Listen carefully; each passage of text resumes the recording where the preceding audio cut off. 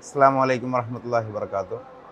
പ്രിയപ്പെട്ട സുപ്രഭാതം ഗൾഫ് എഡിഷൻ്റെ പ്രേക്ഷകരെ, ഇന്ന് ഷാർജ ഇൻ്റർനാഷണൽ ബുക്ക് ഫെയർ സുപ്രഭാതം പവലിയനിൽ നമ്മുടെ വിശിഷ്ട അതിഥിയായി എത്തിയത് നമുക്കൊക്കെ സുപരിചിതനായിക്കൊണ്ടിരിക്കുന്ന വലിയ പണ്ഡിത സുഹൃത്ത് അഹമ്മദ് സ്വാലിഹ് മുഹമ്മദ് അബ്ദുറഹ്മാനുൽ മലബാരി എന്ന മഹത് വ്യക്തിയാണ്. അദ്ദേഹത്തിൻ്റെ ഒരു ഗ്രന്ഥം, ചരിത്രപരമായ ഹദീസ് ഗവേഷണ കൃതി, മലയാള പശ്ചാത്തലത്തിൽ അറബിയിൽ രചിക്കപ്പെട്ട കൃതിയുടെ പ്രകാശനം ഈ ബുക്ക് ഫെയറിൽ വെച്ച് നടക്കുകയാണ്. ആ കിതാബാണ് എൻ്റെ കയ്യിലുള്ള ഈ ഗ്രന്ഥം, അസ്മാ ഉൽ മുഅല്ലഫീന ഫി ദിയാരി മലബാർ തഅലീഫിഹിം എന്നുള്ളതാണ് ഈ കിതാബിൻ്റെ പേര്. അപ്പോൾ അതിൻ്റെ വിശേഷങ്ങളും ഉസ്താദിൻ്റെ വൈജ്ഞാനികമായ വിശേഷങ്ങളുമാണ് ഈ ബുക്ക് ഫെയറിൻ്റെ പശ്ചാത്തലത്തിൽ നമ്മളിവിടെ ചർച്ചയിൽ ഉദ്ദേശിക്കുന്നത്. ഏതായാലും ഉസ്താദിൻ്റെ പേരും നാടും കാര്യങ്ങളുമൊക്കെ പറഞ്ഞുകൊണ്ട് നമുക്ക് കുറച്ച് കാര്യങ്ങൾ സംസാരിക്കാം. ബിസ്മില്ലാഹിർ റഹ്മാനിർ റഹീം. അൽഹംദുലില്ലാഹി റബ്ബിൽ ആലമീൻ. اللهم صل وسلم على سيدنا ونبينا محمد وآله وصحبه أجمعين وبعد. എൻ്റെ പേര് അഹ്മദ് സാലിഹ്, ഉപ്പ മുഹമ്മദ് അബ്ദുറഹ്മാൻ. പുല്ലാട്ടയിൽ വീട്ടിൽ, പുലിച്ചാറം വീട്ടിൽ പുല്ലാട്ടയിൽ എന്നറിയും. നാട് തൃശ്ശൂർ ചാവക്കാട് അടുത്ത് മറ്റം കടവല്ലൂർ. പഠനമൊക്കെ കേരളത്തിലല്ല, ജനിച്ചതും ഈ ദീനിയായ ഇത്തരം എല്ലാ വിജ്ഞാനങ്ങളും നേടിയതുമൊക്കെ ഇവിടെ പുറത്തു നിന്നാണ്, യു എയിൽ നടക്കമുള്ള മറ്റു പല രാജ്യങ്ങളിൽ നിന്നുമാണെന്നൊക്കെ കേട്ടിട്ടുണ്ട്. അതിൻ്റെയൊക്കെ ചെറിയൊരു വിശദാംശം എങ്ങനെയാണ്? അൽഹംദുലില്ലാഹ്, അള്ളാഹുവിൻ്റെ വലിയ ഫضല്. ഉപ്പ ചെറുപ്പം മുതലേ ഇൽമിൻ്റെ വഴി ഒരു മഹബത്ത് ഉണ്ടാക്കി തന്നിട്ടുണ്ട്.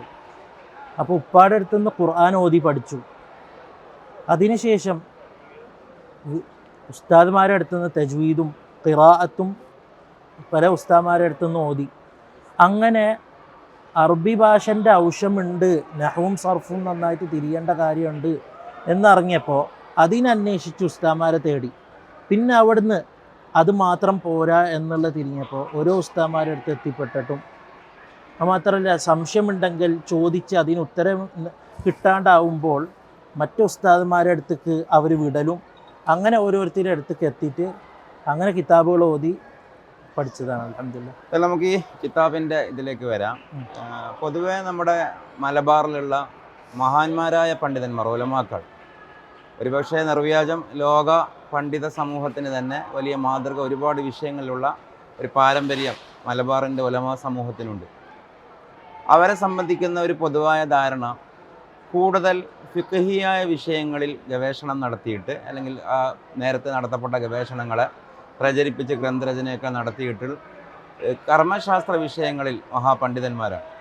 അതേസമയം ഇൽമുൽ ഹദീസിലും ഇൽമുൽ ഖുർആനിലുമൊന്നും പുറത്തുള്ള പണ്ഡിതന്മാരുടെ അത്ര അവർക്ക് വിൽപ്പത്തിയില്ല, അല്ലെങ്കിൽ ആ ഒരു മേഖലയിൽ അവരത്ര ശ്രദ്ധിച്ചിരുന്നില്ല എന്നൊക്കെയുള്ളൊരു തോന്നൽ പൊതുവെ നിലനിൽക്കുന്നുണ്ട്. ആ പശ്ചാത്തലത്തിൽ കൂടിയാണ് ഇങ്ങനെ ഒരു കിതാബ് പുറത്തു വരുന്നത്. മലബാറിലുള്ള, അല്ലെങ്കിൽ കേരളത്തിലുള്ള, ഇന്നത്തെ കേരളമല്ല, പഴയ കായൽപട്ടണം അടക്കമുള്ള ആ തമിഴ് മലയാള ഒരു ജിയോഗ്രഫിക്കൽ സറൗണ്ടിങ്ങിൽ നിന്ന് രചിക്കപ്പെട്ട ഹദീസിൻ്റെ മേഖലയിലുള്ള കിതാബുകൾ, ഗ്രന്ഥകൃത്തുക്കൾ 480ഓളം മുസന്നിഫീങ്ങൾ ഇതിലുണ്ട്. 2200-ലേറെ അവരുടെ രചനകളെക്കുറിച്ചും പറയുന്നുണ്ട്. ഇതിനെക്കുറിച്ചൊക്കെ ഗവേഷണം നടത്താനുള്ളൊരു പശ്ചാത്തലം, പ്രേരണ എന്താണ്? ബിസ്മില്ലാഹ്. ഒന്ന്, ഞാൻ പഠിച്ച് ആ ഇറങ്ങിയ കാലം മുതൽ താരീഖ്, എല്ലാ നാടിൻ്റെ താരീഖും വായിക്കാൻ എനിക്ക് ഭയങ്കര താല്പര്യമാണ്. കേരളത്തിൻ്റെ താരീഖ് അന്വേഷിച്ചപ്പോൾ അങ്ങനെ ഒരു താരീഖ് കാണുന്നില്ല, കുറേ പരിധി. ഒന്നും താരീഖിൻ്റെ കിതാബായിട്ടാണ് ഇതിൻ്റെ ഒരു ഇത് കാറ്റഗറി വരുന്നത് അല്ല, ഇത് അതിൻ്റെ ഒരു ചെറിയ ഭാഗമാണ്, അതിൻ്റെ ഹസനത്താണ് ഇത്. ഇത് ഫന്നുമായി ബന്ധപ്പെട്ടതെന്ന് വെച്ചാൽ ഇത് ബിബ്ലോഗ്രാഫി, ഇതിൻ്റെ അടിസ്ഥാനം താരീഖാണ്. അത് അതിനെക്കുറിച്ച് പറയണ്ടെങ്കിൽ ഞാൻ പറഞ്ഞല്ലോ കുറേ പരിധി, അങ്ങനെ ഒരു ആധികാരികത ഉള്ള രീതിക്കൊന്നും കിട്ടുന്നില്ല. കുറേ ആൾക്കാർ ഇങ്ങനെ ഉണ്ടായി അങ്ങനെ ഉണ്ടായി, അത് എവിടുന്ന് കേട്ട് ചോദിക്കുമ്പോൾ അതിനും ഒരു കൃത്യമായ ഒരു ഉത്തരമില്ല. വായ്മൊഴിയായിട്ട് വന്നു എന്നറിഞ്ഞു, ആരെത്തുനിന്ന് വായ്മൊഴിയാണ് എന്നുള്ള കൃത്യതയില്ല. അങ്ങനെ കുറേ അന്വേഷിച്ചപ്പോൾ ചിലത് നമ്മളെ മുഹമ്മദ് അലി നെല്ലിക്കുത്ത് ഉസ്താദ് എഴുതിയിട്ടുണ്ട് എന്നുള്ളത് തിരിഞ്ഞു, ചിലത് കിട്ടാനുണ്ട്. അങ്ങനെ നാട്ടിൽ ഓരോ വട്ടം പോകുമ്പോഴും പൊന്നാനി പള്ളിയിൽ മറ്റുള്ള പള്ളികളിൽ പോയി ഗ്രന്ഥങ്ങൾ ശേഖരിക്കും. അതായത് കണ്ട എഴുത്ത് പ്രതികൾ ഫോട്ടോ എടുത്തിട്ടും അത് പകർത്തി എഴുതിയിട്ടും നോക്കും. അങ്ങനെ അതിനൊക്കെ ഇപ്പൊ സമയം കിട്ടിയത് മുഴുവൻ പൊടിയാണല്ലോ. നാട്ടിൽ പോകുമ്പോൾ ഓരോ വട്ടം നാട്ടിൽ പോകുമ്പോൾ അതിനു വേണ്ടി സമയം കണ്ടെത്തും. അത് കൂടുതൽ ഏത് ശേഖരത്തിൽ നിന്ന് എവിടെ നിന്നായിരിക്കും കിട്ടിയിട്ടുണ്ടാവും? അതൊരു സ്ഥലത്തു നിന്നല്ല, പൊന്നാനിയിൽ നിന്നും ചാലിയത്തുനിന്ന്, അവിടുന്ന് കുറച്ചാണുള്ളൂ. പിന്നുള്ളത് നമ്മളെ കോഴിക്കോട് മിസ്കാൽ പള്ളി, അവിടുന്നാണ് ശരിക്കും വലിയൊരു ശേഖരണം. അത് അവർ ഉസ്താദിന് വിട്ട് തന്നതാണ്, ഫോട്ടോ തന്നതല്ല, അതിലൊരു ചരിത്രമുണ്ട് എന്തായാലും. അതിലത്തെ ഏകദേശം പിന്നെ മുച്ചുന്തി പള്ളി, പിന്നെ ബാക്കിയുള്ള പള്ളികൾ, പിന്നെ ചിലതൊക്കെ നമ്മളെ അറിയണ ആൾക്കാരുണ്ട്, അവർ അൽഹംദുലില്ലാ എളുപ്പമാക്കി തരും. അവർ പോകുമ്പോൾ ഫോട്ടോ എടുത്തിട്ടും. ഏതായാലും ഉസ്താദിന്റെ ഒരു ഇതിനോടുള്ള പ്രതിബദ്ധതക്ക് പടച്ചവൻ സഹായിച്ച കുറെ മാർഗങ്ങൾ അല്ലേ? അൽഹംദുലില്ലാ. അപ്പൊ അങ്ങനെ പിന്നെ അതിൽ ഇപ്പോൾ ഷാലിയാത്തി അഹമ്മദ് കോയ ഷാലിയത്ത് റഹിമഹുള്ളയുടെ അസ്മാഉൽ മുഅല്ലിഫീന ഫി ദിയാരി മലബാർ ഉണ്ടല്ലോ, അപ്പോൾ അതിനേക്കാളും എന്ന് പറയുന്നില്ല, അത് വെച്ചിട്ട് വികസിപ്പിച്ച ഒരു കിതാബ് എന്ന് പറയാൻ പറ്റും, അല്ലെങ്കിൽ അത് അങ്ങനെ പറയാൻ പറ്റില്ല. ഞാൻ ചുരുക്കമായിട്ട് ഇതിൻ്റെ ഒരു ചരിത്രം പറഞ്ഞാലാണ് ഈ കിതാബ് എന്താന്ന് തിരിയുള്ളൂ. ഇത് ഒരു 5 കൊല്ലം 6 കൊല്ലം എന്നറിയാം, 6 കൊല്ലം മുമ്പ് എഴുതാൻ തുടങ്ങിയ ഒരു കിതാബുണ്ട്, തറാജിം ഉലമ മലബാർ. ഇന്ന് നിലവിൽ 6 വോളിയുണ്ട് ആ കിതാബ്, അത് എഴുതിക്കൊണ്ടിരിക്കുകയാണ്. അപ്പോൾ അത് ഭയങ്കര നീണ്ട കിതാബാണ്.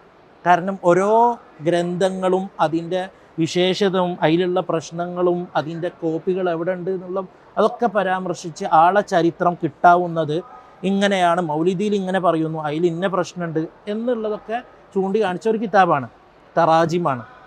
അപ്പോൾ അതിന് സഹായിക്കാനായിട്ട് എനിക്കൊരു ഇൻഡെക്സ് ആവശ്യമാണ്. ഇന്ന കിതാബ് ഞാൻ ചേർത്ത് കൊടുത്ത്, ഇന്ന കിതാബ് ചേർത്ത് കൊടുത്തില്ല, ഞാൻ ഫോട്ടോ എടുത്ത് വെച്ച കുറേ കിതാബുകളുണ്ട്. അതൊക്കെ ഏതാ ചേർത്തത് ഏതാ ചേർക്കാത്തത് എന്ന് പറയാൻ പറ്റില്ല. കാരണം ഫയലുകൾ കുറേയാണ്, ഏകദേശം ഒരു 5000-ഓളം ഫയലുണ്ട്. ഇതിൽ നിന്ന് ഏതാണ് ചേർത്തതെന്ന് അറിയാൻ പറ്റാത്ത ഉണ്ടായപ്പോൾ ഞാൻ എന്ത് ചെയ്ത് അതൊന്ന് ഒരു ഫഹറസ്താക്കിയതാണ്. ഫഹറസ്താക്കിയപ്പോൾ കൽവി തോന്നി, കുറേ ആൾക്കാരൊരു വാദം പറയണ്ടല്ലോ, കേരളക്കാർക്ക് രചനല്ല, അങ്ങനെയാണെങ്കിൽ കേരളക്കാർക്ക് രചനല്ല എന്ന് പറയുന്നത് ശരിയാണോ എന്നുള്ള വാദത്തിൽ അവിടെ ഒരു കാര്യം കൂടി സൂചിപ്പിച്ചോട്ടെ. കേരളക്കാർക്ക് രചനയില്ല പണ്ഡിതന്മാർക്ക് എന്നുള്ളതിനെ ഞങ്ങളൊക്കെ പറയാറുള്ളത് ഉസ്താദിനെല്ലാം പോലെയുള്ള രചയിതാക്കളെ സൃഷ്ടിച്ചു എന്നുള്ളതാണ് ഉലമാക്കളുടെ രചന. ഒരു കിതാബ് രചിക്കുന്നതിനേക്കാളും പ്രധാനപ്പെട്ടതാണ് കിതാബ് രചിക്കുന്നവരെ രചിക്കുക എന്നുള്ളത്, കിങ് മേക്കർ. അപ്പൊ അങ്ങനെയുള്ള വലിയ പദവിയാണ് കേരളത്തിലെ ഉലമാക്കൾക്കുള്ളത് എന്നാണ് പൊതുവെ പറയാറുള്ളത്. അതുണ്ട്, അതിനൊപ്പം രചയിതാക്കന്മാരുണ്ട്, ഒരു പാരമ്പര്യമുണ്ട്. പ്രത്യേകിച്ചിട്ട് മുടിയമ്പിലാക്കൽ അലി ഹസൻ മുസ്ലിയാർ, ഓരൊക്കെ എന്ന് പറഞ്ഞാൽ അജീബായ മനുഷ്യനാണ്. മൂപ്പര് എന്നും ഇരുന്ന് എഴുതണോ സംശയിക്കും, അത്രയും രചന മൂപ്പർക്കുണ്ട്. അതൊക്കെ ഏകദേശം ഒരു അടുത്ത കാലമാണ്. അല്ല, മൊത്തത്തിൽ ഈ രചന ഏകദേശം 1600-നും 1900-നും ഇടയിലുള്ള ഫസൽ പൂക്കോയ തങ്ങൾക്കും സമസ്തയുടെയൊക്കെ ആവിർഭാവത്തിനും ഇടയിലുള്ള കാലഘട്ടത്തിൽ 6000-ഓളം അറബ് മലയാള അറബി കൃതികൾ രചിക്കപ്പെട്ടു എന്നുള്ളതാണ് ഗവേഷണം. അതിൽപ്പെട്ട ഒരുപാട് പറയപ്പെടാത്ത അറിയപ്പെടാത്ത കിതാബുകളൊക്കെ ഇതേപോലുള്ള പുതിയ കാല രചനയിലൂടെ വെളിച്ചം വീശുക എന്നുള്ളത് കൂടുതൽ സംഭവിക്കുന്നുണ്ട്. അത് വലിയൊരു സേവനം തന്നെയാണ്, നിസ്തുല്യമായ സേവനമാണ് തീർച്ചയായും. ഇതിൽ അൽഹംദുലില്ലാ ഫضൽ പൂക്കോയ തങ്ങളെ മുമ്പും ഉള്ള രചനകൾ ഇതിൽ ചേർത്തിട്ടുണ്ട്. മാത്രമല്ല അൽഹംദുലില്ലാ കഴിഞ്ഞു പോയ കാലത്തുള്ള പണ്ഡിതന്മാർ, ഇപ്പോൾ സീനുദ്ദീൻ മലബാരി തങ്ങൾ പോലത്തെ ഓരോ കിതാബുകൾ ഇത്രയുള്ളൂ എന്നാണ് ഇതുവരെ പറഞ്ഞു വരുന്നത്. അതിനിടയ്ക്ക് ഇതിൽ ഈ 480 മുസന്നിഫീങ്ങളെ മൊത്തം പരിശോധിച്ചിട്ട് നമുക്ക് അതിൻ്റെ ഒരു ഏറ്റവും കൗതുകപ്പെടുത്തിയ ഒരു വ്യക്തി അല്ലെങ്കിൽ ഏറ്റവും കൗതുകപ്പെടുത്തിയ ഒരു രചന എന്ന് ഒന്ന് പിക്ക് ചെയ്യാൻ പറഞ്ഞാൽ ഉസ്താദിന്റെ മനസ്സിൽ ഏതായിരിക്കും വരുന്നത്? 480 പറയപ്പെടേണ്ടതായിരിക്കും, പക്ഷെ അതിൽ ഉസ്താദിന് ഏറ്റവും കൂടുതൽ ടച്ച് ചെയ്തു എന്നൊക്കെ പറയുന്ന ഒരു ഇതുണ്ടാവുമല്ലോ. അങ്ങനെ ഒന്ന് പിക്ക് ചെയ്യാൻ പറഞ്ഞാൽ അതിൽ സിദുക്കൊണ്ടാണോ, അതായത് കിതാബിൻ്റെ അത്രയും ഒരു സിദുക്ക് കണ്ടിട്ടുള്ള ഒരു കിതാബാണ് നമ്മളെ കൊങ്ങണം വീട്ടിൽ ഇബ്രാഹിം ഉസ്താദ് പൊന്നാനി. നമ്മളെ സൈനുദ്ദീൻ മഖ്ദൂം അഖീറിൻ്റെ മകൻ ഇബ്രാഹിം, കൊങ്ങണം വീട്ടിൽ ഇബ്രാഹിം മൊയ്ലിയാർ. ഓരോ കുത്തുബുകൾ അത് ഓരോ സിദുക്കിൻ്റെ തമാമ അതിൽ കാണാൻ പറ്റും. അതുമാത്രമല്ല ആ കിതാബ് തന്നെ നമ്മളോട് സംസാരിക്കണ പോലെ ആയിട്ട് തോന്നും. അങ്ങനത്തെ ഒരു കിതാബാണ് കുത്തുബുകളാണ്. കിതാബ് മുത്താല ചെയ്യുമ്പോൾ ആ മുഅല്ലിഫിനെ സന്ദർശിക്കുന്നത് പോലെയാണെന്ന് ബഗിയാലോ, അതൊരു ഫീൽ ചെയ്യില്ല നമുക്ക്. മലയാളത്തിലൊരു പുസ്തകത്തിന്റെ പേരുണ്ട്, പുസ്തകവും മനുഷ്യനാണ്. നമുക്കത് കിതാബും മുഅല്ലിഫാണ് മുസന്നിഫാണ് എന്ന് പറയാൻ പറ്റും. അതൊരു അജീബാണ്. പിന്നുള്ളത് ഏറ്റവും അതിശയമായതും നമ്മൾ എത്ര ഓതിയിട്ടും അതിൻ്റെ കൊതി തീരാത്ത കുത്തുബുകൾ, വലിയ സൈനുദ്ദീൻ മഖ്ദൂം തങ്ങളെ കിതാബ്. അത് അള്ളാഹുവിൻ്റെ മിന്നത്ത് കൊണ്ട് അതിനെ ഞാൻ ഖിദ്മത്ത് ചെയ്യേണ്ട ആ കുത്തുബുകളെ. അതിലത്തെ ഒരു കിതാബ് ഇറങ്ങിയിട്ടുണ്ട്, ഷുഅബുൽ ഈമാൻ്റെ ഷർഹ്, വലിയ സൈനുദ്ദീൻ മഖ്ദൂം തങ്ങളത്. അത് ഇറക്കിയിട്ടുണ്ട്, മുമ്പത്തെ കൊല്ലം ഇറങ്ങിയിട്ടുണ്ട്. ഇൻഷാ അല്ലാഹ് അടുത്ത് തന്നെ ഓരോ ബാക്കിയുള്ള കിതാബ് മുർഷിദു തുല്ലാബ് നല്ല രീതിക്ക്. ഇതിലാകെ എത്ര കിതാബുകൾ വെച്ച് പറയുന്നുണ്ട്? ഞാൻ 440ഓളം കിതാബുകളെ കുറിച്ചിട്ട് ഇതിൽ പരിചയപ്പെടുത്തി. 420 ഗ്രന്ഥകർത്താക്കളെ കുറിച്ച്, മുസന്നിഫുകളെ കുറിച്ച്. 480 മുസന്നിഫും 2440 ഗ്രന്ഥങ്ങളും. ഈ 2440 എന്നുള്ളത് ഒരു അവിശ്വസനീയമായ എണ്ണം പോലെയാണ് എന്നെപ്പോലുള്ള ഒരു ഈ വിഷയത്തിൽ ധാരണയില്ലാത്ത ആളുകൾക്ക് തോന്നുന്നത്. അത്രയും ഗ്രന്ഥങ്ങൾ മലബാറിൽ ഇവിഷയകമായിട്ട് ഹദീസിൻ്റെ വിഷയത്തിൽ മാത്രം രചിക്കപ്പെട്ടു. അത് റിസാല അടക്കമുള്ള, ഇന്നത്തെ ലഘുലേഖയുടെ ഒരു സ്വഭാവമുള്ളതായിരിക്കുമല്ലോ റിസാല, അത് അടക്കമുള്ളത് അനുസരിച്ചായിരിക്കൂല പറയുന്നത്. അത് അടക്കമുള്ളതാ, പക്ഷേ മഖ്തൂത്ത് അതിൽ ചിലത് കുറിപ്പുകളായിട്ടുണ്ട്, അത് ഞാൻ ചേർത്തിട്ടില്ല. കുറിപ്പുകളായിട്ട്, അതായത് ഇത് മഖ്തൂത്തും മാത്രം. ഈ താലീഖാത്ത് ചിലത് തസ്നീഫിന്റെ സ്ഥാനത്ത് നിൽക്കുന്ന താലീഖാത്ത് ഉണ്ട്. ഇപ്പൊ കുട്ടിയാമു ഉസ്താദിന്റെ വെളിയങ്കോട് കുട്ടിയാമു മൊയ്ലിയാരെ താലീഖാത്തൊക്കെ എന്ന് പറഞ്ഞാൽ അതൊരു മുസന്നഫന്നാക്കാൻ പറ്റണം, ഹാഷിയത്തൊക്കെ സ്ഥാനത്ത് നിൽക്കുന്ന താലീഖാത്താണ്. അങ്ങനത്തെ താലീഖാത്താണെന്ന് അറിഞ്ഞു കൊടുത്തിട്ടുണ്ട്. അതായത് നമുക്ക് വേണമെന്നുണ്ടെങ്കിൽ ഈ കാലത്ത് അത് എടുത്തിട്ട് ഹാഷിയാക്കാൻ പറ്റും. അതെ, ഈ പഴയ എന്താ പറയാ, മറ്റേ അങ്ങനെ കുറെ കിതാബുകളെ പറ്റി പറയുന്ന കേൾക്കാം. ഇതിന്റെ മത്തിനേക്കാളും സ്വീകാര്യത നേടിയ ഷറഹ്, ഷറഹിനേക്കാൾ സ്വീകാര്യത നേടിയ ഹാഷിയ, ഹാഷിയേക്കാൾ സ്വീകാര്യത നേടിയ താലീഖാത്ത്. ആ ഒരു സ്വഭാവത്തിലുള്ളതും ചിലപ്പോൾ ചില ആളുകൾക്കുള്ള തൗഫീഖ് അങ്ങനെയൊക്കെ ആവുന്നതിന്റെ ഭാഗമായിട്ട്. അതിലിപ്പോ ഒരു ഉദാഹരണം, അഹമ്മദ് കോടഞ്ചേരി അഹമ്മദ് മുസ്ലിയാർ നമ്മളെ ഹസ്ബുല്ലാ മക്കിയുടെ ശിഷ്യനാ. ഓരോ കിതാബ്, ഓരോ താലീഖാത്ത് അതൊരു കിതാബ് തന്നെയാണെന്ന് പറയാം. കാരണം ഹസ്ബുല്ലാ മക്കി തങ്ങൾ ഫത്ഹുൽ മുഈൻ്റെ മേലിൽ ഒരു താലീഖാത്ത് ഹാഷിയത്ത് എഴുതിയിട്ടുണ്ട്. അത് ഇന്ന് വരെ ലോകത്ത് ഞാൻ പരിധിയിൽ കിട്ടിയിട്ടില്ല. ആരും അത് അങ്ങനെ ഒരു കിതാബ് ഉണ്ട് എന്ന് പരിചയപ്പെടുത്തിയിട്ട് പറഞ്ഞിട്ടില്ല. പിന്നെ കുറേ പരിധിയപ്പോൾ ഒരു കിതാബിൽ കണ്ടു. അതനുസരിച്ച് നമ്മളിപ്പോൾ കോടഞ്ചേരി ഉസ്താദിൻ്റെ ശിഷ്യന്മാരെ ഗ്രന്ഥം താലീഖാത്ത് നോക്കുമ്പോൾ മീം ഹാ സീന് കാണും, മുഹമ്മദ് ഹസ്ബുല്ലാ മക്കി. ഈ കിതാബ് താലീഖാത്തിൽ നിന്ന് കോടഞ്ചേരി ഉസ്താദ് പകർത്തി കൊടുന്നിട്ട് കേരളക്കാരുടെ ഇടയിൽ പ്രചരിച്ചതാണ്. ഇതിൻ്റെ പ്രത്യേകത എന്താ വെച്ചാൽ മൂപ്പര് താലീഖാത്ത്, കുട്ടിയാമു മൊയ്ലിയാർ താലീഖാത്ത്, അതുപോലെ തന്നെ കോടഞ്ചേരി ഉസ്താദിൻ്റെ താലീഖാത്ത്, ഇതിലൊക്കെ ഒരു തഹ്ഖീഖ് ഉണ്ട്, മറ്റുള്ള ഒരു കിതാബിൽ ഇല്ലാത്തൊരു തഹ്ഖീഖ്. അപ്പോൾ ആ താലീഖാത്തിൽ നഖലുകൾ മാത്രമല്ല ഉള്ളത്, ചിലത് തുഹ്ഫയിൽ എടുത്ത് ഫത്ഹുൽ ജവാദിൽ എടുത്ത് ആ നഖലിലും ഉപരി ഒരു താലീഖ് ഉണ്ട്. ആ ഒരു താലീഖ് തന്നെയാണ് നമുക്ക് ഈ കിതാബ് ഒരു കിതാബ് തന്നെ ആവാൻ പറ്റുന്ന താലീഖാണെന്ന് പറയുമ്പോൾ. അതെ, ഞാനതാണ് ഉദ്ദേശിച്ചത്. പിന്നെ അതുപോലെ ഉസ്താദെ, ഈ പിന്നെ ഇതിൽ ഈ കുറേ സാങ്കേതിക മുസ്തലഹാത്ത് ഉണ്ടല്ലോ, സാങ്കേതിക പ്രയോഗങ്ങൾ. ഇപ്പോൾ ഹ മഖ്തൂത്ത്, പിന്നെ ത്വാ മത്ബൂൾ, അതേപോലെ ഐൻ അറബി, മീം മലബാരി. ഈ മലബാരി മലയാളത്തിലും അറബിയിലുള്ളത് പരിശോധിച്ചപ്പോൾ കൂടുതൽ കണ്ടൻറ്റീവായി തോന്നിയത്, അല്ലെങ്കിൽ കൂടുതൽ ഉസ്താദിനെ ഒരു ഇംപ്രസ്ഡ് ആക്കിയത് അറബി മലയാളത്തിൽ ഏതായിരിക്കും? അറബി മലയാളത്തിൽ പ്രത്യേകിച്ചിട്ട് തർജുമകൾ, ദഅവത്തിന്റെ ഭാഷ അറബിയാകുമ്പോൾ കൂടുതൽ അതിനൊരു അസർ ഉണ്ടാവും എന്ന് പറയുന്ന കേൾക്കാം. അത് ഞാൻ ഉദ്ദേശിച്ചത് അതാണ്. മലയാളത്തിന് അത്ര ശക്തിയില്ല മറ്റു ഭാഷകൾക്ക്, അങ്ങനെ പറയാൻ പറ്റുമോ? ഒരു ഫിലോസഫി ഡെവലപ്പ് ചെയ്യാൻ പറ്റുമോ? അത് പറയാൻ പറ്റില്ല. കാരണം ഒരു ആലിമ്, ആ ആലിമിൻ്റെ ഉള്ളിലുള്ളത് ഏത് ഭാഷയിൽ വന്നാലും അതാണ്, അതായത് ഭാഷയല്ല ഭാവമാണ് പ്രധാനം. ഭാവമാണ്. കാരണം ഞാൻ അതിൽ ഒരു കിതാബുണ്ട്, നമ്മളെ ഷുഅബുൽ ഈമാനിൻ്റെ ഒരു ഷർഹ്. രചയിതാവ് പൊന്നാനി മഖ്ദൂമികളിൽ പെട്ടതാണ്, പക്ഷെ ആളാരാന്ന് പരിധിക്ക് കിട്ടിയില്ല. ആ രചന നമ്മൾ വായിക്കുമ്പോൾ മുന്നിലുള്ള ആൾക്കാരോട് അള്ളാഹുവിൻ്റെ മാർഗത്തിൽ നിങ്ങൾ ഇത് ചെയ്യൂ, അതായത് വായിക്കണവനക്ക് ചെയ്യണം, അമൽ ചെയ്യണം എന്ന് തോന്നിപ്പിക്കുന്ന ഒരു മലയാളത്തിലുള്ള ഒരു കൃതിയാണ്, അറബി മലയാളത്തിലുള്ള കൃതിയാണ്. അത് വായിക്കുമ്പോൾ തന്നെ അതെന്തൊരു മനോഹര.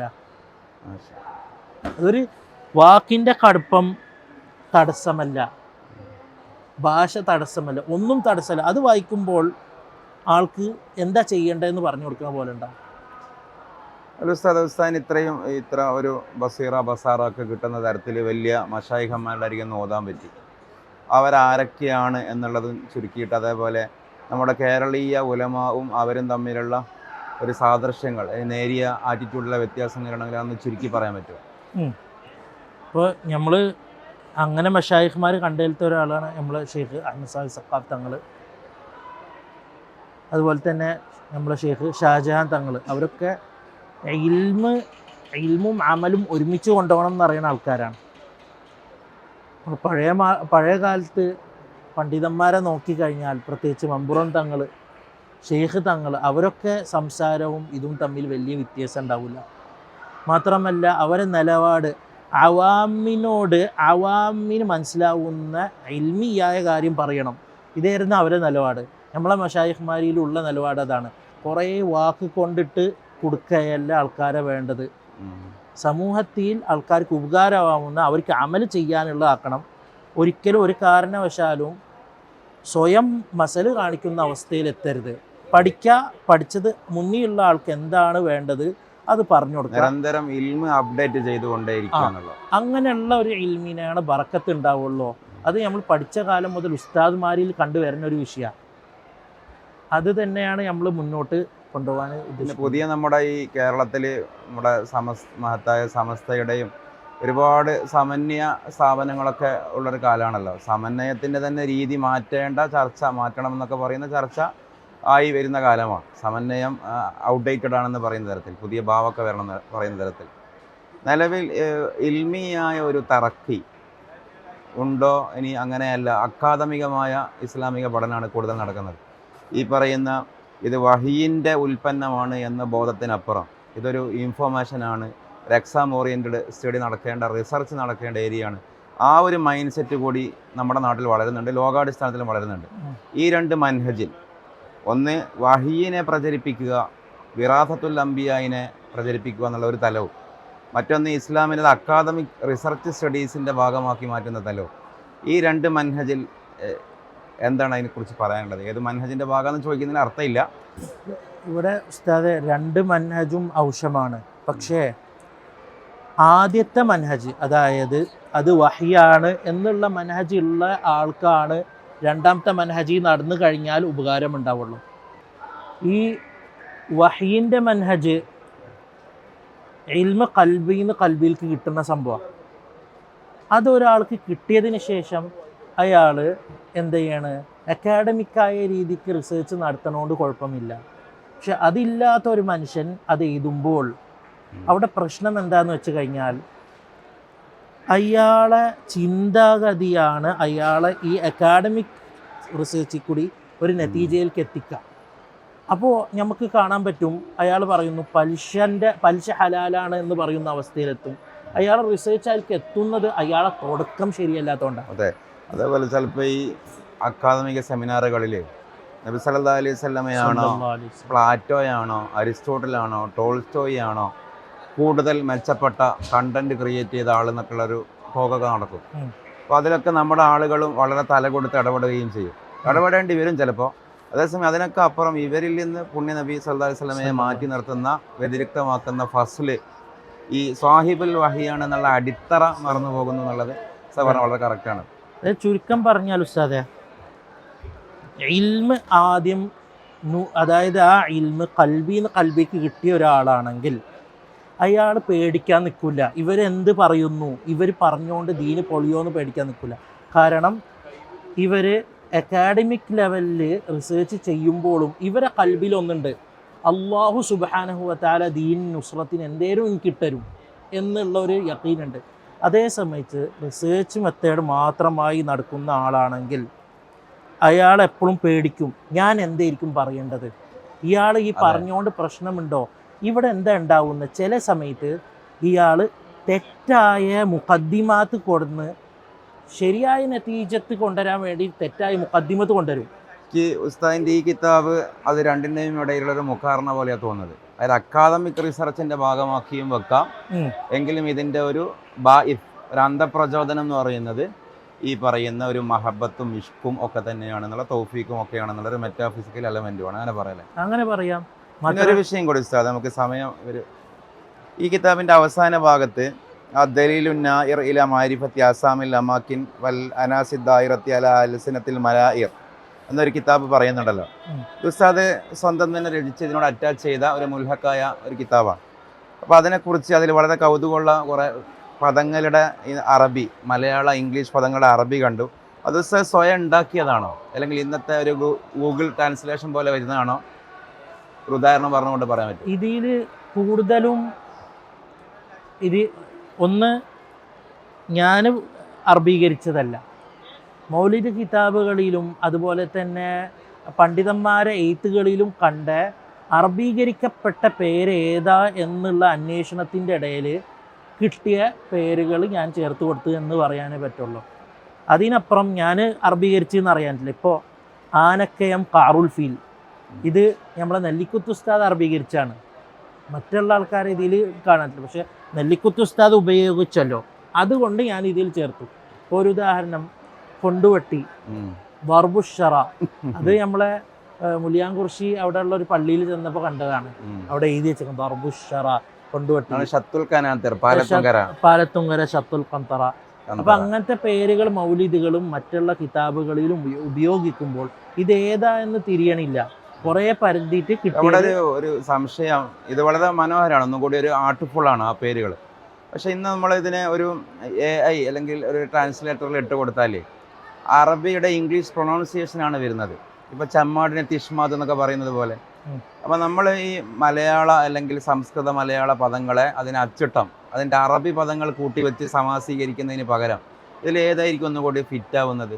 ഞാൻ ഉദ്ദേശിച്ചാൽ മനസ്സിലായി. അതായത് ഏത് ശരിക്കുള്ള ഉച്ചാരണം നമ്മൾ അറബീകരിക്കുന്നതാണോ നല്ലത്, അതല്ല ഇങ്ങനെ സ്വതന്ത്രമായി പദം ഉണ്ടാക്കലാണോ എന്നുള്ളത്? ശരിക്കും പറഞ്ഞാൽ താരീഖിയായിട്ട് നോക്കുമ്പോൾ സ്വതന്ത്രം ഉണ്ടാക്കാണ്ടിരിക്കലാണ് ഔല. കാരണം അങ്ങനെ ഉണ്ടാക്കുമ്പോൾ മനസ്സിലാവില്ല. ഇപ്പോൾ പാറക്കടവിന് ഫർഖദ് എന്ന് പറയുമ്പോൾ ഇതെങ്ങനെ ഫർഖദ് എത്തി എന്നുള്ളത് നമ്മൾ ചിന്തിച്ച് കിട്ടൂല. അതേസമയത്ത് പാറക്കടവ് തന്നെ ഫാറക്കടവ് എന്ന് എഴുതിയാൽ നമുക്കത് അന്വേഷിച്ചാൽ ഇത് എനിക്ക് തോന്നുന്നത് ഈ അവസാനം ഉള്ള ഈ കിതാബിൻ്റെ ഈ ഭാഗം അത് കൂടുതൽ കേരളത്തിൽ ഒരു പൊതുധാരയിൽ തന്നെ പൊതുമലയാള ധാരയിൽ തന്നെ അക്കാദമികമായി വളരെ റിസർച്ചബിളായ ഒരു ടോപ്പിക്കാണ്. സ്ഥലപ്പേരുകൾ ഉത്ഭവിച്ചതിൻ്റെ ഒരു ചരിത്ര പശ്ചാത്തലം, അതേപോലെ ചില വീട്ടുപേരുകളുണ്ട്. കേരളത്തിലുള്ള വീട്ടുപേരുകളൊക്കെ പഴയ കാലത്തുള്ള പിന്നെ നമ്പൂതിരിമാരുടെയും നായർമാരുടെയും ഒക്കെ വ്യക്തിപ്പേരാണ് എന്നിവരെ പറയുന്നുണ്ട്. അപ്പോൾ ആ സ്റ്റഡീസ് കൂടി വളരെ കൗതുകമുള്ളതായിരിക്കും. ഏതായാലും ഇത് വളരെ റീഡബിൾ ആയിട്ടുള്ള വാല്യുബിൾ ആയിട്ടുള്ള ഒരു റിസർച്ച് തന്നെയാണ്. ഞാൻ ഈ വിലയിരുത്താൻ പറ്റിയ ആളല്ല, എൻ്റെ ചെറിയ വിലയിരുത്തൽ തന്നെ. പിന്നെ അവസാനമായിട്ട് നമ്മുടെ കേരളത്തിലുള്ള മഹത്തായ സമസ്തകളുടെ ജമിയത്തുൽ ഉലമ, അതിൻ്റെ ആ സംവിധാനങ്ങളുടെ അണ്ടറിലാണ് കാര്യങ്ങളൊക്കെ നമ്മൾ ചെയ്തു വരുന്നത്. അതിൻ്റെ വളരെ സമന്വിതനായ അധ്യക്ഷൻ അല്ലെങ്കിൽ നമ്മുടെയൊക്കെ നേതാവ് സയ്യിദുൽ ഉലമ ജിഫ്രി മുത്തുക്കോയത്തങ്ങൾ, ഇതൊക്കെയായിട്ടുള്ള ബന്ധവും അവരുമായിട്ടുള്ള ഒരു സുഹൃബത്തൊക്കെ എങ്ങനെയാണ്? ഒരു സ്ഥാനത്ത് നിൽക്കണ ഒരാൾ എന്നുള്ളതോ ഇന്ന ആൾ എന്ന് പരിചയപ്പെടുത്തി കൊടുത്തിട്ട് അറിയേണ്ടതിനെക്കാട്ടിയും നല്ലത് ഒരു താലിബുൽ ഇൽമായിട്ട് പോയിട്ട് അറിയുക, അവിടുന്ന് സലാം ചെയ്യുക, തബറുക്ക് ചെയ്യുക, ഇൽമ് എടുക്കുക എന്നുള്ള നീയത്താണ് എൻ്റെ കൽവിയുള്ളൂ. അതേസമയത്ത് ഇന്ന ആളാണ് ഇന്ന വ്യക്തിയാണ് മനസ്സിലായി എന്ന് പറഞ്ഞു കഴിഞ്ഞിട്ട് അതുകൊണ്ടാണ് ഞാൻ കാണാത്തത്. ഇല്ലയെന്നുണ്ടെങ്കിൽ വീടിൻ്റെ അടുത്ത് വരെ പോയിട്ടുണ്ട്. അതായത് തങ്ങളെ അടുപ്പുള്ള ആൾക്കാരെ നമുക്കറിയാം, എന്നിട്ടും അത് ഉപയോഗിക്കാതെ അവിടേക്ക് ഞാൻ പോയിട്ടില്ല. കാരണം ഈ ഒരു മക്സൂദ് തന്നെയാണ്. കാരണം അങ്ങനെ പോയിട്ട് കാര്യമല്ല, അതൊരു കിബ്രാവും. അങ്ങനെ ചെന്ന് കഴിഞ്ഞിട്ട് പിന്നെ നമ്മളിപ്പോൾ അവിടെ ചെന്നിട്ട് താലിബുൽ ഇൽമായിട്ട് ഇരിക്കുന്നതാണ് അദബ്. അല്ലാതെ ഒരു കൊമ്പ് കോർക്കുന്ന രീതിക്കോ അല്ലെങ്കിൽ ഒരിക്കലും അങ്ങനെയല്ല. ഈ അങ്ങനെ പറഞ്ഞ പോലെ ഇൽമൻ വ തബറുക്കൻ അങ്ങനെ ഉള്ളൊരു കിട്ടണം. മുസാഹബത്ത് അങ്ങനെ കിട്ടണം എന്നുണ്ടെങ്കിൽ ഈ പദവിയോ റെക്കമെൻഡേഷനോ ഇല്ലാതെ എത്തണം. ഇൻഷാ അല്ലാഹ്. അതാണ് നമ്മളെ നിയ്യത്ത്. അതുകൊണ്ട് അത് തന്നെയാണ് ഹൈറായ നിലക്ക് ഉസ്താദിന് സാധിക്കട്ടെ എന്ന് ദുആ ആമീൻ. ചെയ്യുകയാണ്. അതേപോലെ കൂടുതൽ ഇൽമിയായ ഈ വ്യാപനം ഇമാറാത്തിൻ്റെ ഈ വളരെ മഹത്തരമായ ഈ മണ്ണിൽ സംസ്കാരങ്ങളുടെ കൈമാറ്റം നടക്കുന്ന മനുഷ്യ മൈത്രിയുടെ പ്രതീകം പരിച്ഛേദം സൃഷ്ടിക്കുന്ന ഈ മണ്ണിൽ ഉസ്താദ് ഈ വൈജ്ഞാനിക സംഭാവനകൾ അല്ലെങ്കിൽ നിർമ്മിതികൾ നടത്തുന്നത് പോലെ മലബാറിലും ഇതിൻ്റെ ഉപകാരപ്രദമായ രീതിയിൽ അള്ളാഹു സാധിപ്പിക്കട്ടെ എന്ന് കൂടി പ്രാർത്ഥനയോടെ ആശംസിച്ച് ഇതിൻ്റെ ഭാഗമായതിന് അള്ളാഹു കബൂൽ ചെയ്യട്ടെ എന്ന ദുആയോടുകൂടെ നമുക്ക് അവസാനിപ്പിക്കാം. ഇൻഷാ വസിക്കും ബിദ്ദുആ. അല്ലാഹ്. അലൈക്കും അസ്സലാം.